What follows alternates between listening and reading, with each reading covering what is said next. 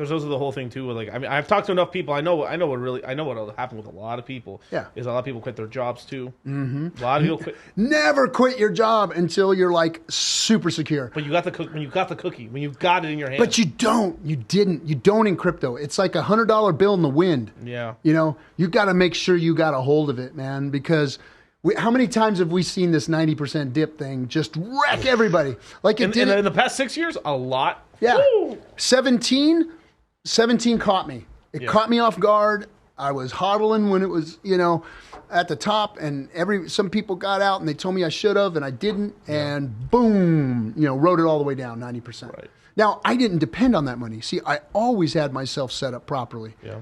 But, I'm an established family man, got kids, houses, all that kind of stuff. Yeah, you had your established career. And an established career and a job that I wasn't going to quit. Even, I don't think making a couple $100,000 or whatever is enough to retire on or quit my job for. And some people think that, because some people out there making $30,000, $40,000 a year. Think 100 G's is going to change your life. Like, it's going to change my life and it's only going to get bigger. I'm good. I only make 30 grand a year, 40 grand a year. So that's obviously about 4 or 5 years. Yeah, crypto's going to be way up by then. So that's their thinking. What's taxes?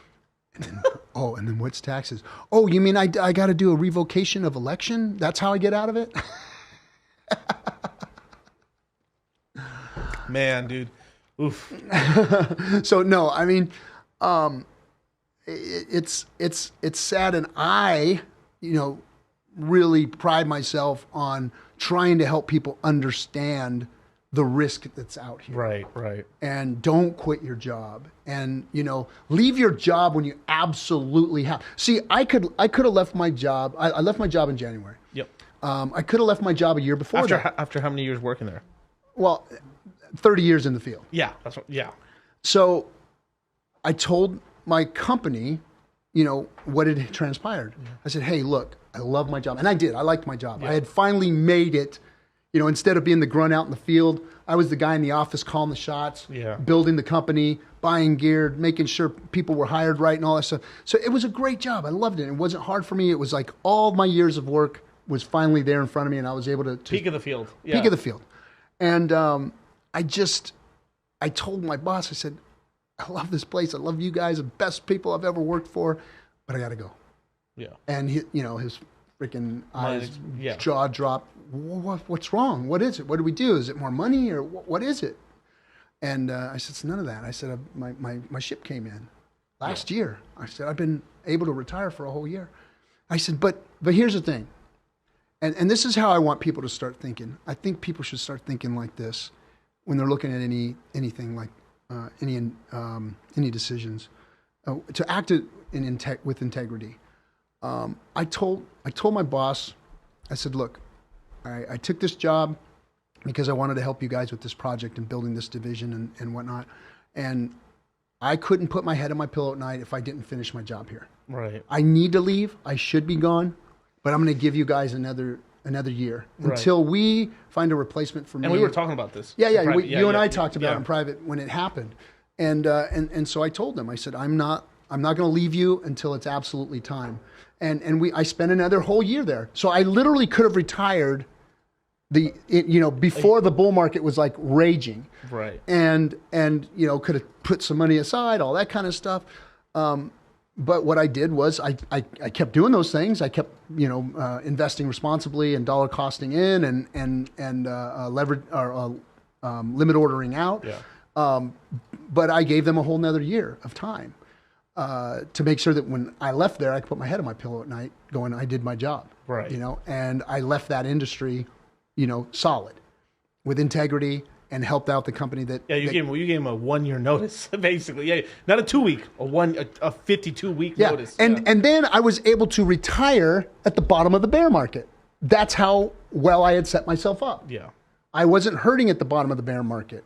I'm still paying, all the crypto bills and still paying for the YouTube channels and still paying for, all the companies that we have, and the people that we have employed. So, I mean, that's what I do. I've been taking care of that even in the bear market, where other people have gone away and failed on their obligations or all of their stuff has gone belly up. Yeah. I made sure that, I was solid. And that's what I want everybody to think.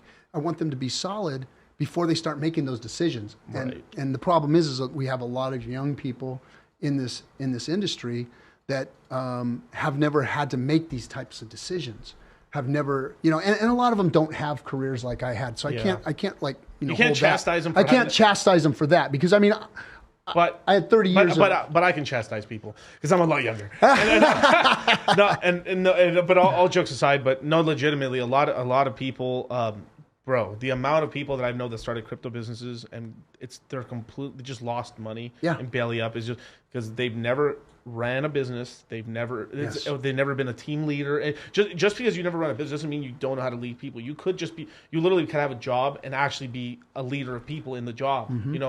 It's rampant, bro. Yeah. It's rampant in the whole crypto industry. Yeah. There is no leadership. There's a big leadership void. Right. Like you see very intelligent people, but they lack leadership skills. They lack integrity. Right. They lack the grunt work. They lack being out there and sweating and seeing the real value in this thing. And like me, I cherish this space. Crypto is like. It's saved me. It's the Wild West. It's the Wild West. It's the Wild West. You can just go out there, fuck 40 acres and a mule. It's like 120 acres and 5 mules. You know what I'm saying? But it's an open wide. But it's only open for so long. You know what? It's only in this. It's only going to be in this Wild West phase. Well, it's been 12 years. It's been 12 years. But it's not going to be much longer. Once we start to see real adoption.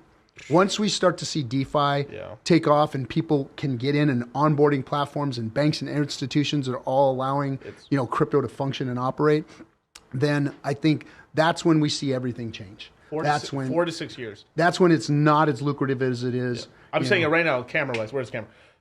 Within 4 or 5, with that one? Oh, okay. that camera. But within 4 to 8 years, basically we're gonna hit this kind of pinnacle where we're gonna touch during the all-time high. We're gonna touch 20% of the population. It's that whole Pareto principle. We're gonna touch the fast growth we have is gonna hit that 20%, and then from there it'll crash down and go back down low. Dude, do you know the value that puts in crypto? Oh, I know. I mean, it's what we got a $3 trillion market cap with at the top 3.5%, 3% of the world in. Yeah.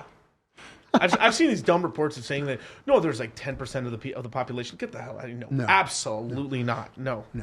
10% that may have gotten into crypto or downloaded Robinhood app. Yeah, downloaded Robinhood and bought some coins that they can't get off the app. There's probably there might be 10% because of this last run. Yeah, and how popular Robinhood got and all the trading got. When we were in Miami, right? This is not even joke around. So like me and Charlie, when we're in Miami or we're anywhere else, we just kind of fuck around and like to ask people dumb questions.